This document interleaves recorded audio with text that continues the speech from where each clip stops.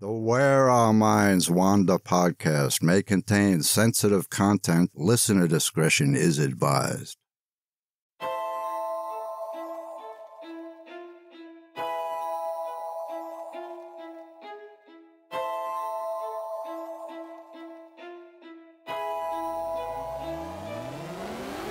Greetings, fellow wanderers, to the places our minds wander.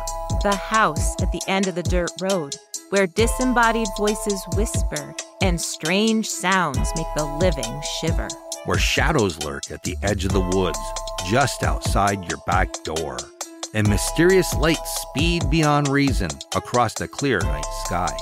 Odd events throughout time that lead you down the rabbit hole. I'm Wes. And I'm Beth. And this is Where Our Minds Wander. Hello and welcome to Where Our Minds Wander, all you fellow wanderers.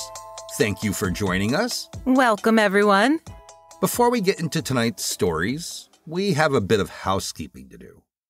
If you haven't already, please consider leaving us a 5-star rating and review on whatever platform you listen to us to, so we can move up the list for recommended podcasts. It really helps new people find us. Yeah, it really does help us out a lot, more than you can imagine. Because, like a lot of small podcasts out there, we don't have deep pockets for paid advertising, like a lot of the major podcasts do that are backed by big networks. Advertising is extremely expensive. And in order for a lot of your favorite small podcasts to survive, well, they rely on word of mouth, social media, and subscriptions to continue to grow and cover operating costs. But with that said, you can always support us by telling your friends and family about us. And you can also donate by purchasing bonus episodes or checking out our store content.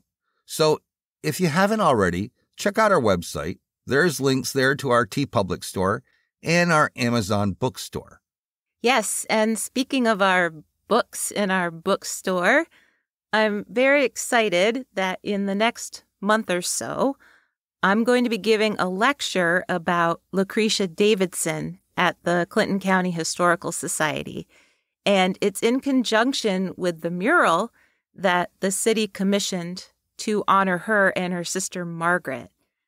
And I'll also have copies of my historical fiction novel about Lucretia, Fear of Madness, for sale. And if you stop by the lecture, I'd be happy to sign a copy for you.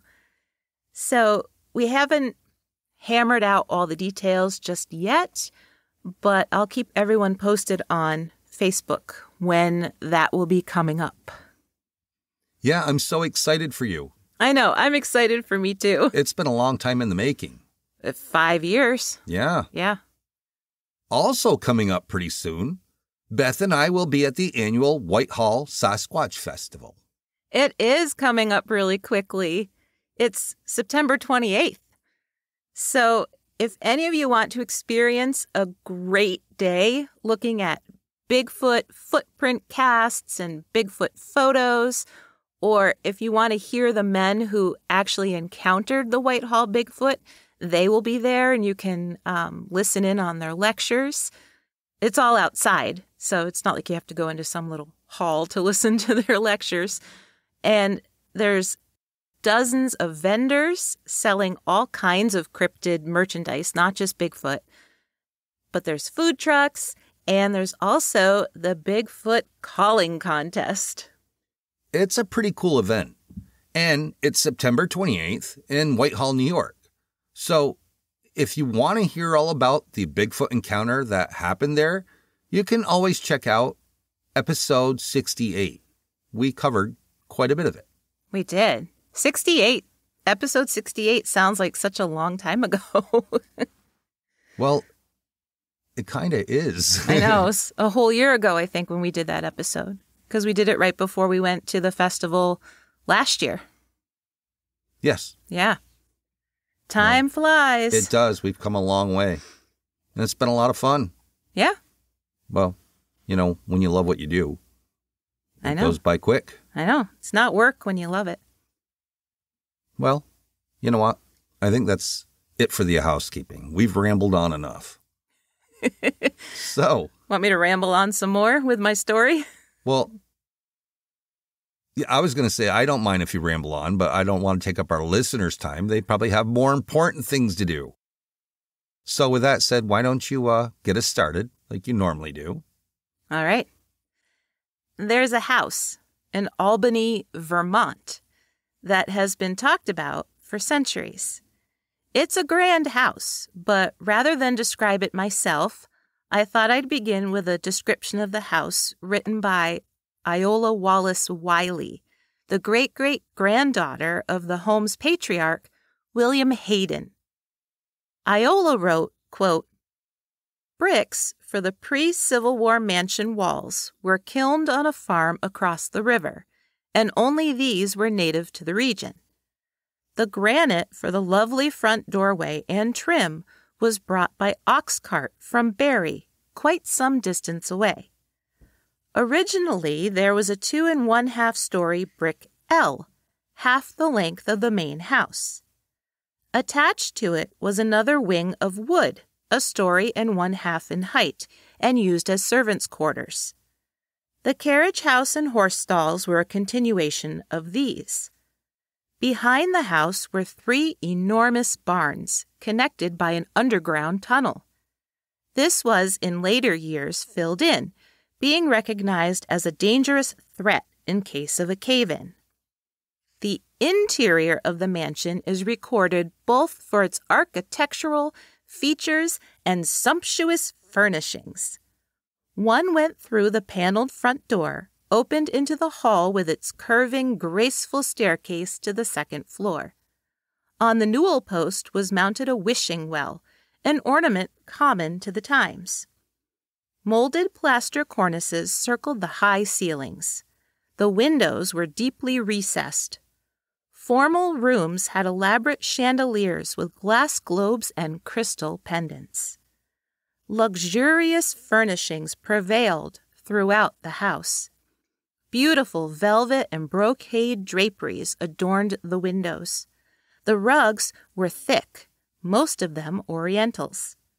The butler's pantry held every conceivable crystal and silver object for the long dining table, which would seat 30 guests." End quote. Had the feeling she really loved the house. Well, by the way it sounds, I would love that house. Yeah, she just described it with such, warmth. Love. And yeah. So it does sound lovely and a bit extravagant, like many other homes built around the same time. But what makes the Hayden house different is the curse that surrounds it and the hauntings that people to this day say happened there. So tonight, I'm going to tell you all about the curse of the Hayden house. The story really begins with a woman named Mercy Dale. Her daughter, Silence, married William Hayden in 1798, and Mercy moved with them from Braintree, Massachusetts to Albany, Vermont in 1801. Can you imagine your name being Silence? I think it's pretty cool. I think it's pretty powerful to name a young girl Silence. I mean, there's a lot of, undercurrents. There's a lot of things going on with a name like that, Well, could have been, it's Vermont. It could have been Sunshine or Buttercup. Or, jeez. Not to make fun of any of you Vermonters. I know. That really struck me that her name was Silence. The whole idea of children should be seen and not heard, and they name the child Silence. Yeah, I kind of like it. I've never heard of that before. Neither have I. Constance and Prudence and, Yeah, you're right. They wouldn't have had Sunshine or Buttercup back then. No, probably not. But anyway, William built a small wood frame house on the property, and for a while he did pretty well for himself. He built a spinning and weaving mill, and he was also a militia captain and a selectman. Eventually, he even became the town's surveyor, and rather than be paid in money, he was paid in land, over 900 acres of it. But he was not so great about managing his money, preferring to spend it on the finer things in life like lavish parties. And soon he was asking his mother-in-law, Mercy, for help. Mercy was independently wealthy, and at first she loaned William what he needed. However, William didn't pay her back and continued to mismanage his funds, continuously asking his mother-in-law for more. Eventually, his money situation was so bad that he found himself facing several lawsuits from people who wanted his debts paid. When Mercy became ill, she suspected that William was poisoning her. She was so convinced, in fact, that she moved out of the Hayden house and into her neighbor's house instead. Her neighbor, Sarah Rogers, cared for her until her death. But before she passed away, Mercy had a request. She wanted to be buried in the Rogers family plot, not the Haydens. She was that mad about the money and that sure that her son-in-law had poisoned her to death in order to get what money she had left. When Silence came to see her, Mercy Dale's final words were an ominous curse. Quote, "The Hayden name shall die in the 3rd generation, and the last to bear the name shall die in poverty." End quote. William continued to spend and dodge his debts until, realizing he couldn't dodge anymore, he fled to Canada. Eventually, he and Silence resettled in Parishville, New York, where he passed away in May of 1848 and Silence in February of 1874. Meanwhile, William and Silence's son, also named William, in order to confuse me, stayed on the property in Albany, Vermont. This William did very well for himself, according to the New England Historical Society.com. He became a railroad magnate, and in 1854 he contracted William Steele to begin work on his mansion. This is the grand house that I described at the beginning, filled with expensive everything. The Albany locals looked at his massive house as him simply building a monument to himself, and it was quite the monument. The mansion was built in the Greek Revival style, and inside it had central heating hidden behind ornate marble fireplaces. There was also an indoor bathroom with a mahogany cabinet toilet with a brass chain. A zinc bathtub sat inside a glassed cabinet as well. It could work as a steam bath or a shower. We're talking, mid-1800s. It was pretty fancy. It sounds pretty nice. Their dining table sat 30, and on the 3rd floor, a ballroom was put in that outshone all other ballrooms, with its vaulted plaster ceilings, numerous benches, and orchestra stage. The floor was spring-loaded, set 18 inches above the subfloor, so it would never affect the ceiling below. The Haydens invited people for lavish dinners and balls quite often, and on every New Year's Eve. William loved telling people to look out over the land that he owned, saying that he owned it all as far as they could see. His wife, Azuba, and their daughter often drove into town in their grand carriage. Life was good. But William, this second William, also wasn't the best with money, which resulted in him and Azuba parting ways. Of William and Azuba's 4 sons, only William Henry, who thankfully went by just Henry, lived into adulthood. Henry was accustomed to the wealthy lifestyle he had grown up with, And as he carried on the family tradition of spending as much money as he could, Azuba eventually cut him out of her will.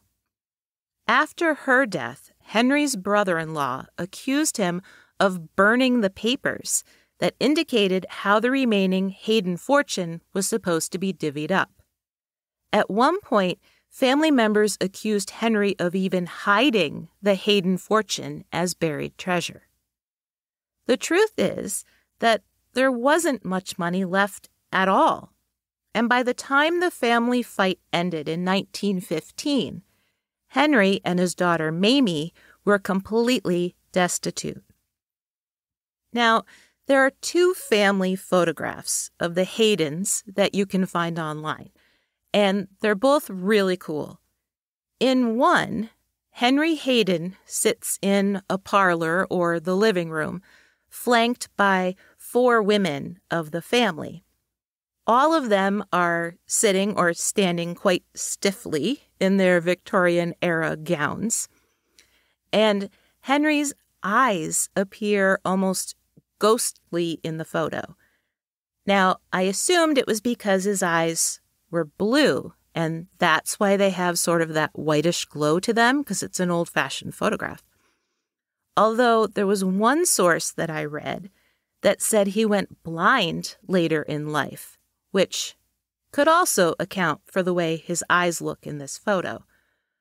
But what I found even more interesting is that none of them are looking at the camera.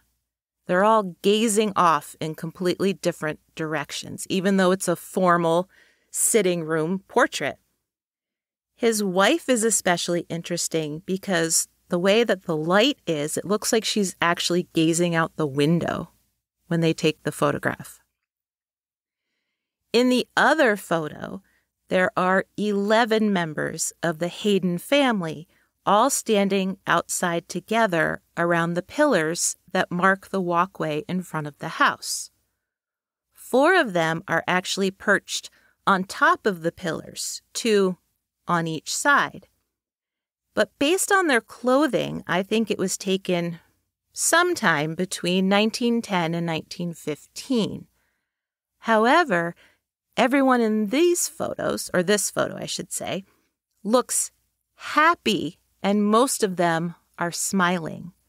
It's a completely different vibe in this photo than in the other photo. It's as if they stopped like mid-picnic or something to come together and pose as a family. So, anyway, Henry left the Grand Mansion sometime soon after I would think this second photo was taken, and the house fell into disrepair and decay over the next several years. As the 3rd generation of Hayden men, it seemed as though Mercy Dale's curse had come to pass. Henry passed away completely penniless. Mamie, his daughter, also died penniless just 17 years later. Allegedly, the once grand mansion and all that acreage was next purchased by a Canadian family for $25,000.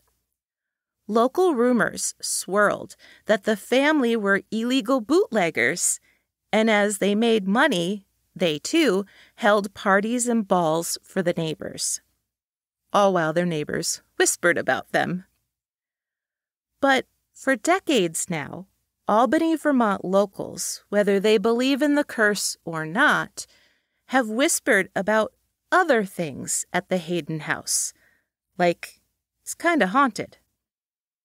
According to the CaledonianRecord.com, the house has been part of legends and lore for decades. People have reported strange, ghostly lights around the property that don't have any explanation. There are also reports of people hearing unexplained violin music coming from both inside the house and on the land surrounding it. The Vermonter published a great article, Was the Hayden Family of Albany, Vermont Cursed or Doomed? By William Alexander, that outlines some pretty interesting encounters that Helen Stacy had while living in the Hayden house as a child in the 1950s. Interviewed in 2016, Helen explained that she lived in the house for 20 years, from the time she was 11 until she was 31. Her parents bought the house for $15,000. One thing she remembered clearly was that fires would spontaneously break out all over the property. She recalled one fire that she saw start herself on the roof of an outbuilding. Later, the carriage barn and the L of the house burned down as well. But she also said her mother had paranormal encounters inside the house. Two that she remembered were this. One time, while a little boy was visiting, she didn't say if it was a relative or a family friend, but Helen's mother and this little boy went into the living room.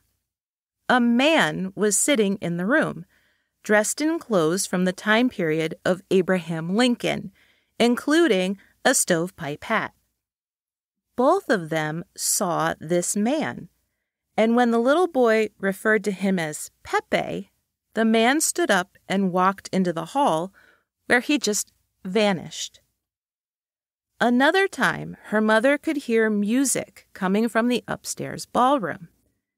It was a sort of waltz, and curious, and probably a little freaked out, her mother headed up the stairs to check it out. But when she reached the top of the stairs, the music stopped.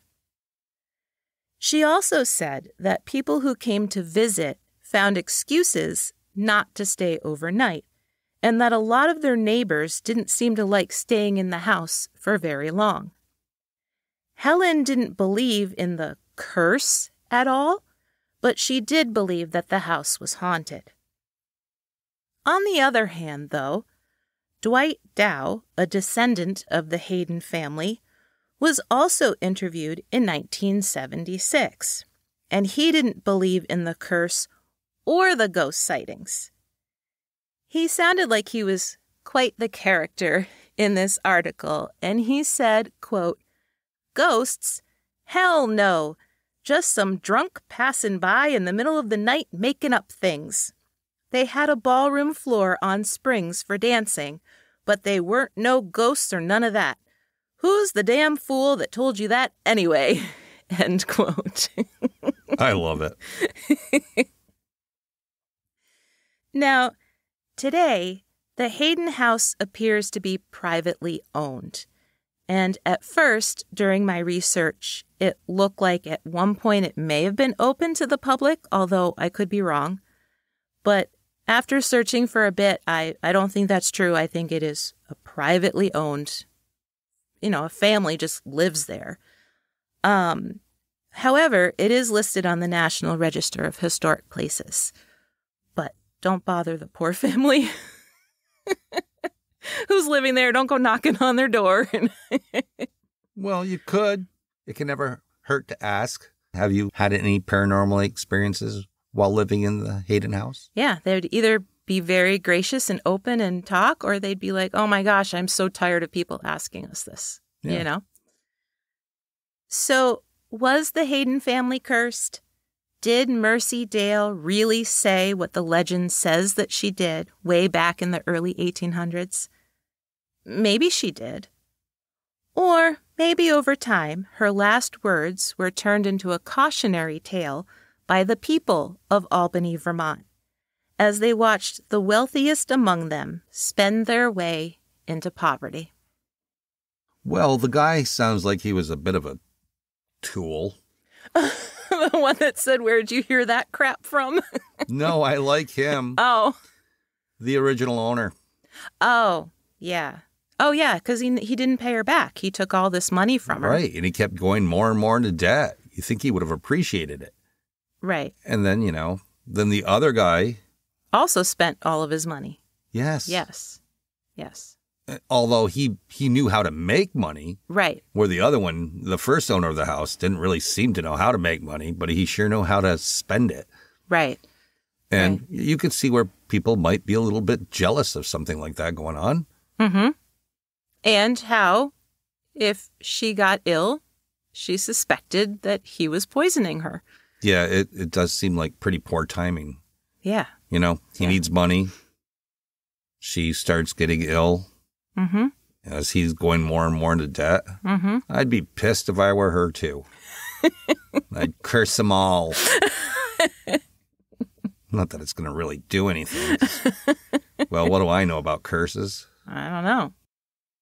We'll be right back after this quick break. Hey, did you know? If you ever wondered what Julius Caesar smelled like, you don't have to wonder anymore. Researchers at the University of Turkey have figured it out. Based on historical records, they have recreated Telinum, the scent undoubtedly donned by Caesar himself. Perhaps as he even crossed the Rubicon. So what did the infamous Roman dictator smell like? Rock roses, citrus, amber, and oud, an oil made from tree resin. For those of you who can't wait to get out there and purchase the ruler's scent, you won't have to wait long, just until October. However, you will have to go to Italy, France, or Turkey to get it. Who'da thunk it?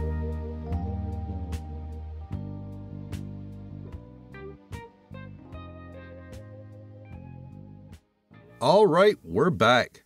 Yes, and I'm eagerly awaiting what topic you are covering tonight. Well, looking back, I noticed that we have never covered a haunted prison on our show yet. I think probably because we avoided the topic. Because a handful of them are so well known that I didn't think there was really anything new to add. But then I came across the old Idaho Penitentiary in Boise, Idaho. And since it was one that I had never heard a lot about before, and since it sounds very haunted, I decided that it should be our first one. Very cool. Initially, the territorial prison was a single-cell blockhouse that was built 20 years before Idaho became a state in 1872. It was exactly what the Wild West Idaho Territory needed. But over the years, it grew into a fortress with 17-foot-high walls and numerous additional buildings. According to IntermountainHistories.com, the prison as it still looks today was built to look like a fortress or castle in the Second Empire style. The architects wanted it to invoke a, quote, somber, dark environment deemed appropriate for prisoners, and it certainly does. With its sandstone walls and arched windows, the main building is surrounded by 17-foot-high walled courtyards. When Idaho became a state in 1890, the penitentiary was renamed the Idaho State Prison, and inside its walls, its prisoners were encouraged to do hard labor, including quarrying the sandstone that was used to add on to the existing structure.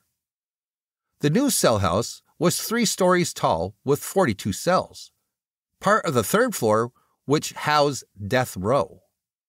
Over the next 9 years, several buildings were added. The administration building housed the warden's office, the armory, and the visitation room. The false front building, constructed in 1894, was initially the commissary, but in later years it also held a barber shop and then the prison hospital. Cell houses 2 and 3 were also added with indoor plumbing, and when I say indoor plumbing, I mean that a bucket was placed in each cell.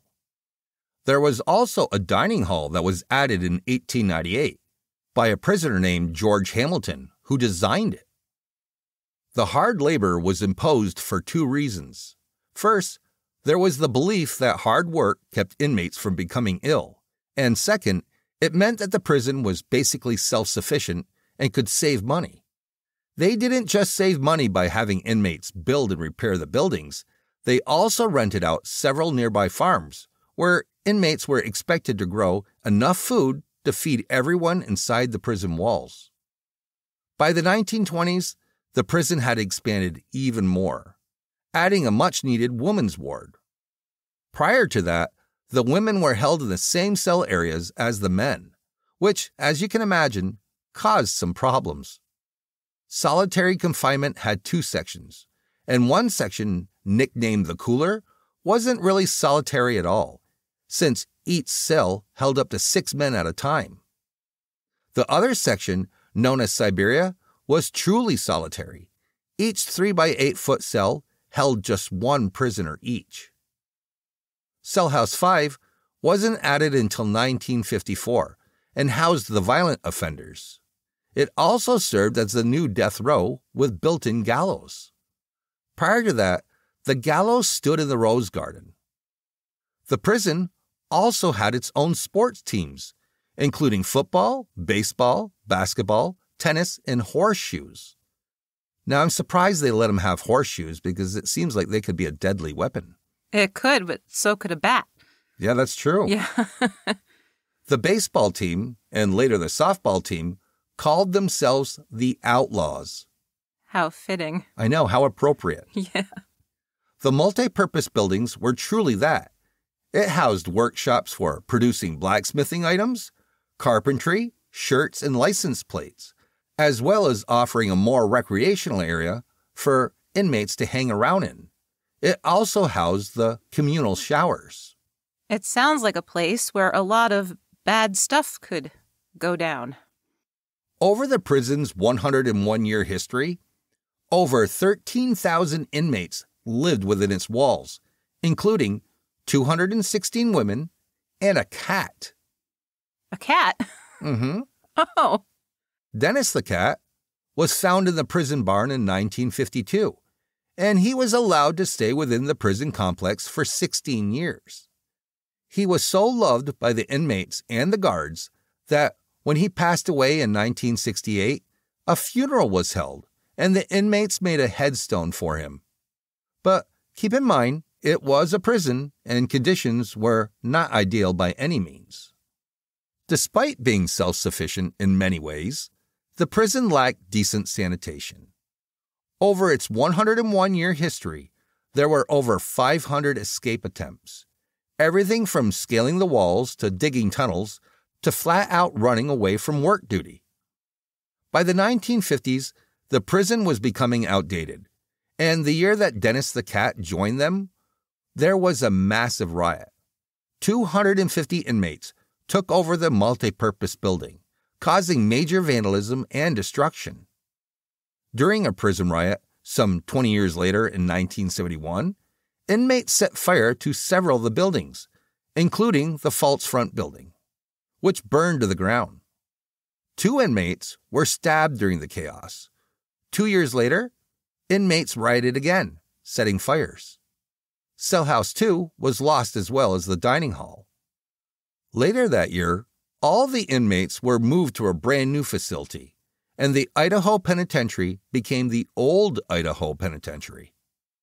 But over its years as a prison, the old Idaho Penitentiary housed 30,000 prisoners, as I had mentioned earlier before. The crimes ranged from things that are hard to believe were once illegal, like John Forrest and William Smith, who were both convicted of, quote, selling alcohol to Indians in 1891 and 1892, to much more violent crimes, like the one committed by Harry Orchard in 1905. Orchard was convicted of detonating a TNT bomb that killed 17 men, including the Idaho governor, Frank Steunenberg. Harry Orchard was angry over the 1890 Coeur d'Alene mining conflicts and mining owners who continued to hire non-union miners. Lida Southard, otherwise known as Lady Bluebeard, found herself at the old Idaho Penitentiary in 1921, according to VVDailyPress.com.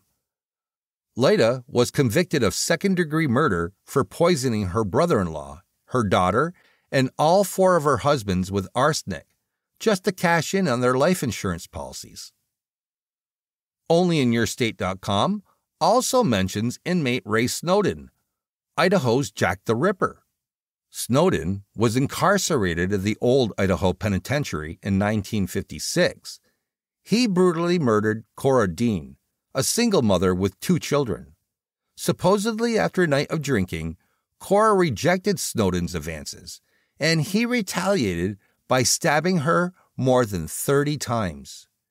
He was caught while using the bathroom at Hannafin's cigar store in Boise, Idaho, allegedly while trying to wash the blood from his hands. Snowden wanted lobster for his last meal, which he apparently didn't eat, but instead offered it to the visiting priest, and later uttering his last words, which were, "I can't put into words what I want to say." Snowden was led to the gallows at midnight on October 17, 1957. He was pronounced dead at 12:20, a full 15 minutes later. It was not a quick death. His botched execution meant that his neck had not broken during the hanging, but instead he had hung there strangling for 15 minutes before he finally passed away. That's horrific.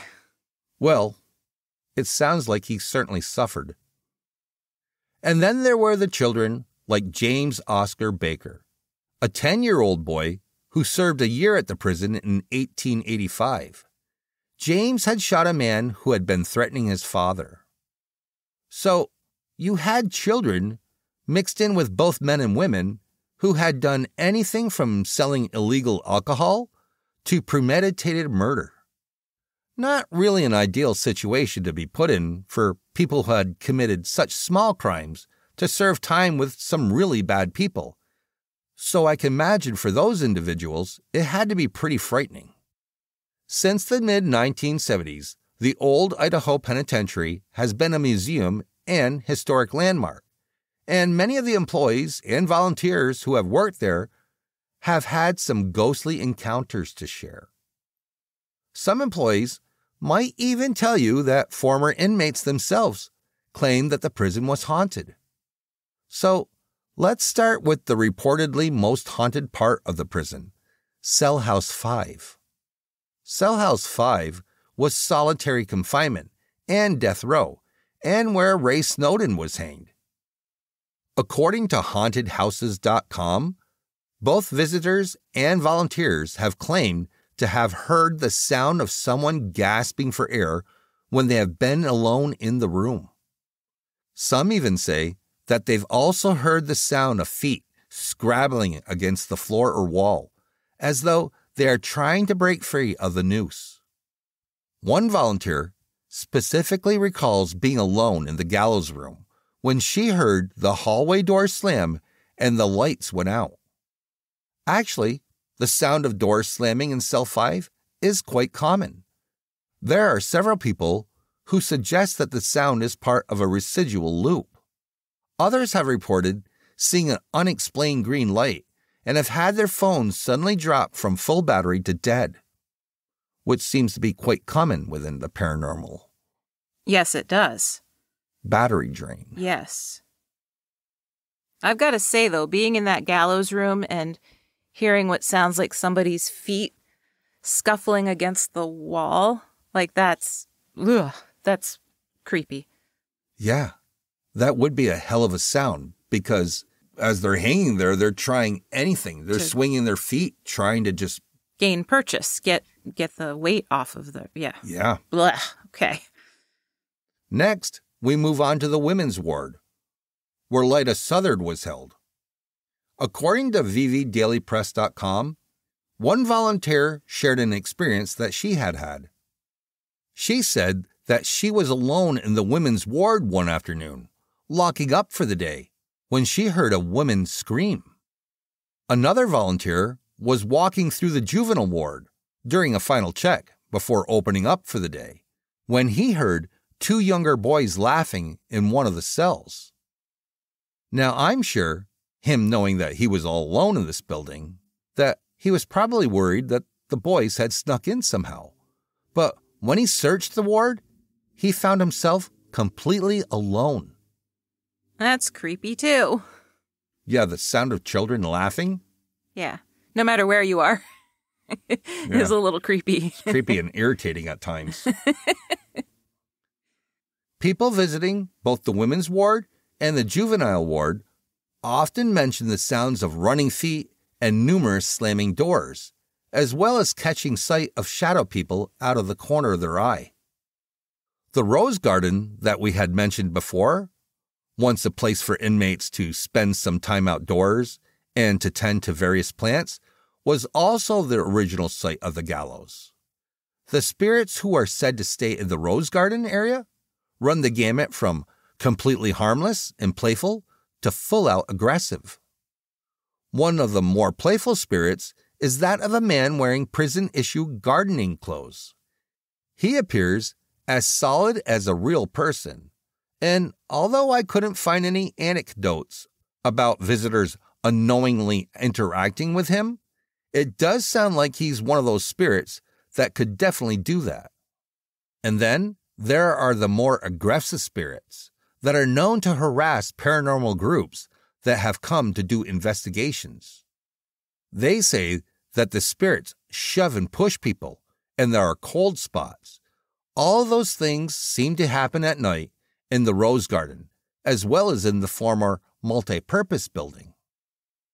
But all over the prison grounds, both inside and out, people have heard disembodied voices, being touched, and have seen shadow people. Some paranormal investigators believe that it's Ray Snowden or Lyda Southard who have specifically stuck around to haunt the prison grounds. Others believe Harry Orchard is still there. Some of the paranormal investigators claim that most of the hauntings at the prison are residual and have pointed out that sometimes it can sound as though the riots of the 1970s are still happening. But regardless of who is still there, the old Idaho Penitentiary was a place of darkness and occasionally a little light. So it's no wonder that the spirits are still tied there, even in death. Well, I'm glad you chose the old Idaho Penitentiary as our first foray into haunted prisons. I think that was a good choice. It was scary, but it also had some interesting history. Well, that it did. And I wish I could have found a little bit more on some firsthand sightings of the ghosts themselves. Right. And, a little bit more anecdotal stuff, stories about what they experienced. Right. Yeah. But, doing research, it's really hard finding firsthand stories from people. Yes, it is. There's a lot of vague, like we've said that before. There's door slamming and lights, and that's all haunted places. Trying to find first-person accounts of things can get a little difficult. Yeah, it's a daunting task at times. Yes, but we try. Yeah, we throw in as much as we can. Yes. Because that's the whole idea of telling about some of these haunted places. You want some first-hand stories. Right. Well, dear and listeners, there you have it. The old Idaho Penitentiary. Yes. And as always, if you would like to know more, you can always check our sources in our show notes. That's right, you can. They always can. They're always down there, and they include all the links to our stores and all that good stuff. Everything's Facebook page, there. Everything's there. So with that said, thank you for joining us, and join us again next week for an all-new episode of Where Our Minds Wander. See you soon.